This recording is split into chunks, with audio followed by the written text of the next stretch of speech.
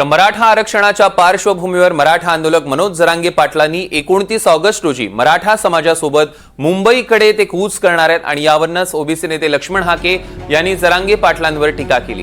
बीड शहर जरांगे पाटील यांनी जाळलं, त्याच गोष्टी त्यांना मुंबईत करायच्या आहेत। पाटील यांनी जी तारीख निवडली ती गणेशोत्सवाची आहे आणि याच दरम्यान गणेशोत्सवात यायचं आणि दंगल घडवून आणायची हा एकमेव प्रोग्राम जरांगे पाटलांचा असल्याचा आरोप लक्ष्मण हाकेंनी केलाय।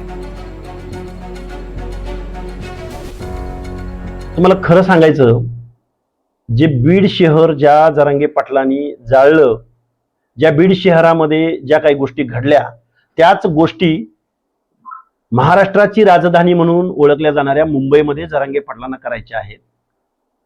कारण त्यांनी जी तारीख निवडली ती तारीख एकतर गणेशोत्सव मोठ्या धूमधडाक्यात मुंबईमध्ये साजरा केला जातो आणि ऐन त्या गणेशोत्सवामध्ये जायचं आणि तिथं दंगल घडवून आणायची, हा एकमेव प्रोग्राम जरांगे पाटलांनी आखलेला आहे।